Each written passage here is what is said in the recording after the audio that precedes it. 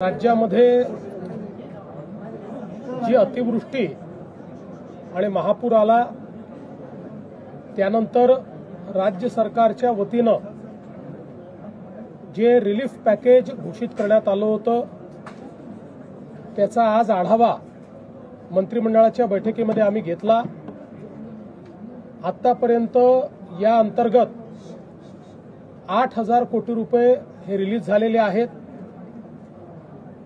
जवळपास 40 लाख शेतकऱ्यांच्या खात्यांमध्ये पैसे पोचलेले आहेत।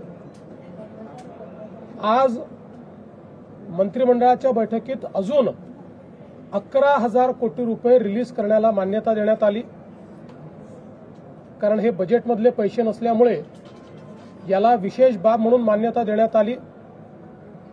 आता हेही पैसे पुढच्या 15 दिवसांमध्ये शेतकऱ्यांच्या खात्यापर्यंत पोहोचवण्याचे आदेश आम्ही दिलेले आहेत।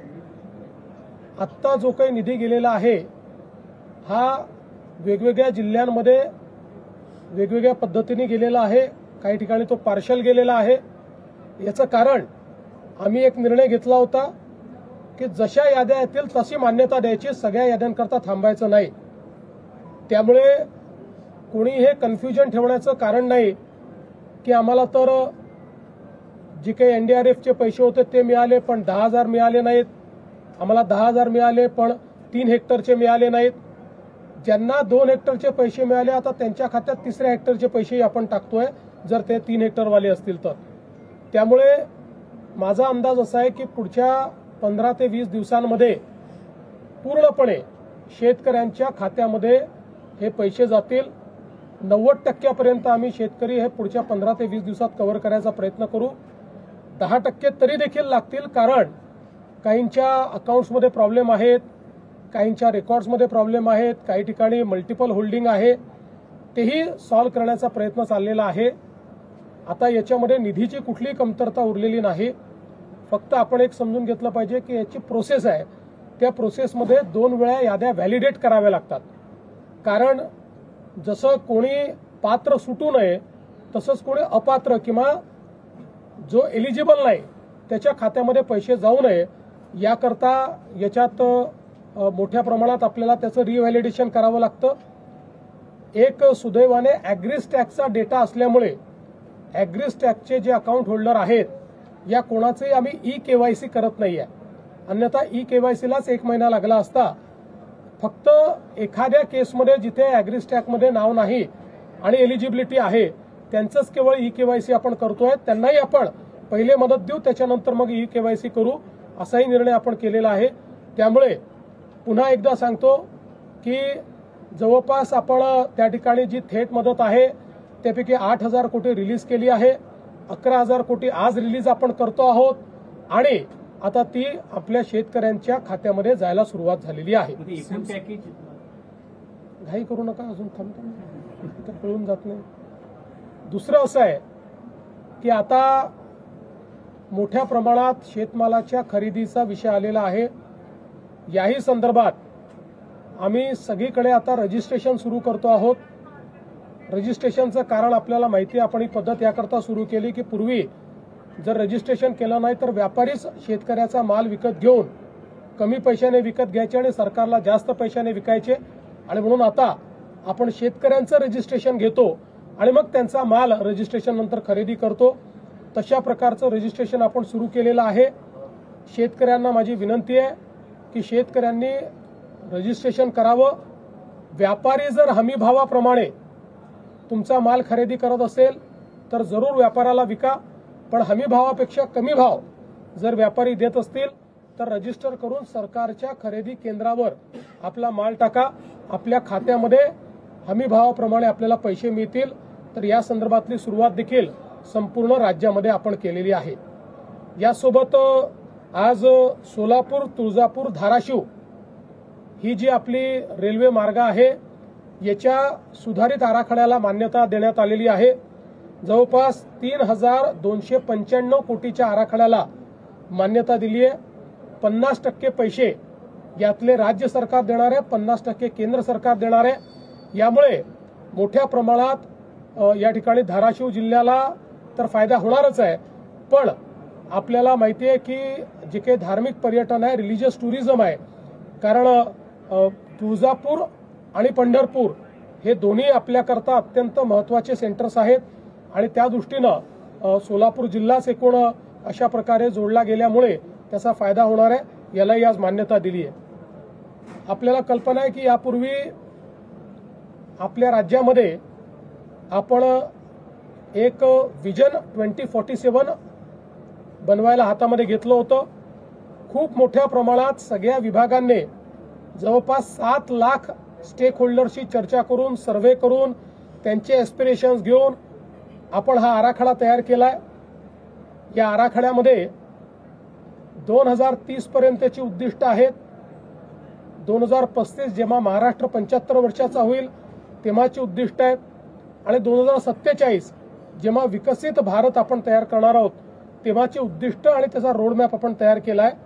आज या विकसित महाराष्ट्र 2047 हे जे आपलं डॉक्युमेंट आहे, हा जो आपला प्लॅन आहे, याला मंत्रिमंडळाने मान्यता दिली आहे आणि आता लवकरच हा प्रकाशित केला जाईल.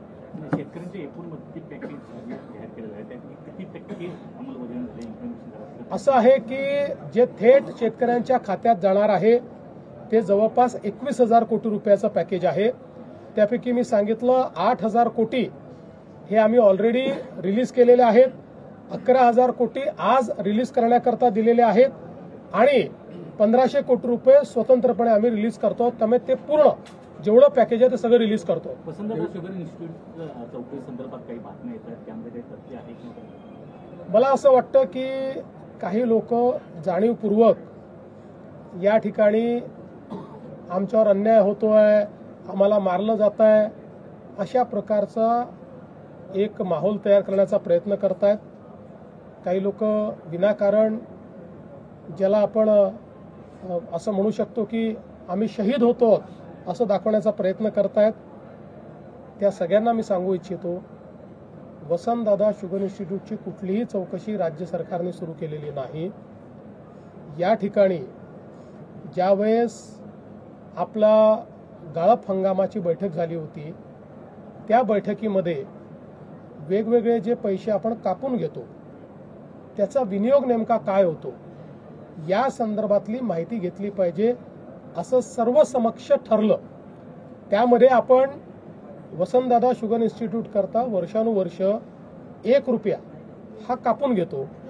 त्यामुळे जसं इतरांनी त्या पैशाचं काय केलं याची माहिती मागितली तेवढीच माहिती साखर आयुक्तांनी ही वसंतदादा इन्स्टिट्यूटला मागितली आहे.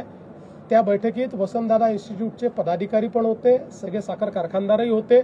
सगळ्यांच्या समक्ष जे ठरलं तेवढीच माहिती मागितलेली आहे. त्यामुळे विनाकारण वसंतदादा इन्स्टिट्यूटची चौकशी चालू केली. आमच्याकडे तक्रार आली, गंभीर असेल तर आम्ही करूही, पण अशी कुठली तक्रारही आलेली नाही. त्याच्यामुळे चौकशी करण्याचा प्रश्नच उठत नाही.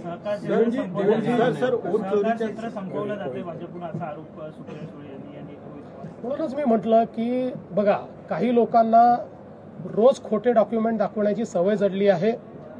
आता आजच त्यांनी दाखवलेलं पॅन कार्ड हे खोटं निघालं. आता ते माफी मागणार आहेत का? त्यांनी जाहीर माफी मागितली पाहिजे. त्या संदर्भात तर आता म्हणजे ते पॅन कार्ड नेमकं काढलं कोणी याच्यावर आता FIR दर्ज होतोय. त्यामुळे रोज खोटे डॉक्युमेंट आपल्याच घरी तयार करायचे आणि प्रेस कॉन्फरन्स घ्यायची आणि आपणही दिवसभर ती चालवायची आणि आम्हाला प्रश्न विचारायचे. त्यांना प्रतिप्रश्न विचारा, आता काय ऍक्शन घ्यायची, त्यांच्याकडनं माफी मागायला लावा. खोटं डॉक्युमेंट महाराष्ट्राला दिल्याबद्दल ते माफी मागणार आहेत का? त्यांना मागायला लावा माफी.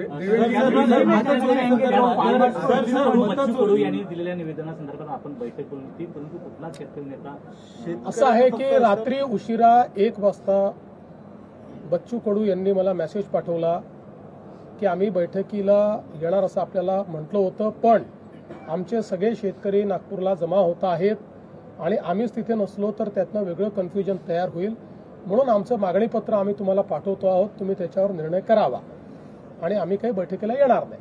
त्याच्यामुळे आम्ही ती बैठक रद्द केली. आता त्यांचं जे मागणीपत्र आलं आहे त्यातल्या ज्या गोष्टीवर सकारात्मक निर्णय करता येतील, ज्याच्यावर तातडीने निर्णय करता येतील ते निर्णय आम्ही करू. त्या संदर्भात विभागाला आम्ही सांगितलेलं आहे.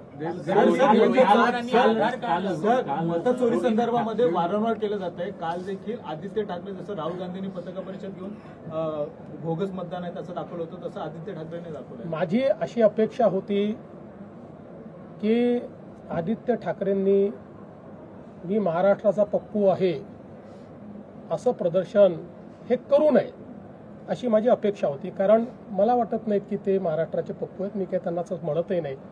पण ज्या प्रकारे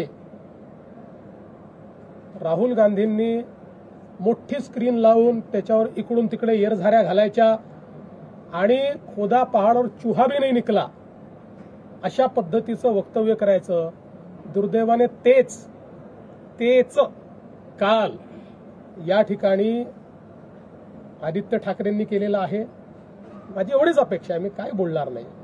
त्याची उत्तरं इलेक्शन कमिशनने दिलेली आहेत. त्या संदर्भात इलेक्शन कमिशनने चॅलेंज देऊन ते कुठलाही त्या ठिकाणी योग्य पुरावा देऊ शकले नाहीत. त्याच्यामुळे माझी एवढीच अपेक्षा आहे की किमान तुम्ही राहुल गांधी बनू नका.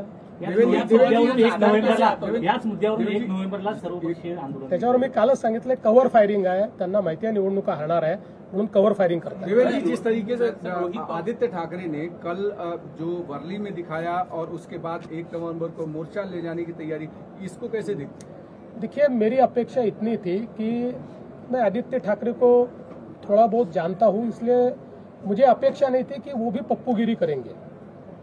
उन्होंने भी राहुल गांधी जी की स्टाइल में बड़ी स्क्रीन लगाना और फिर हमने देखा राहुल गांधी जी इधर से उधर चल रहे हैं, उधर से इधर चल रहे हैं और जो बोला उसमें खोदा पहाड़ और निकला चूहा भी नहीं, ऐसा जो राहुल गांधी का प्रदर्शन था बस उसी का रेप्लिका यहाँ पर आदित्य ठाकरे इन्होंने किया है. और मैं ऐसा मानता हूं कि उनका कवर फायरिंग चल रहा है. उनको पता है जनता उनके साथ नहीं है, वो चुनाव में जीत नहीं सकते, इसलिए कवर फायरिंग कर रहे हैं कि हारने के बाद फिर यही वीडियो दिखाएंगे, देखिए हमने तो कहा था इसलिए हम हारे. ये एक प्रकार से लोकतंत्र का मजाक उड़ा रहे हैं.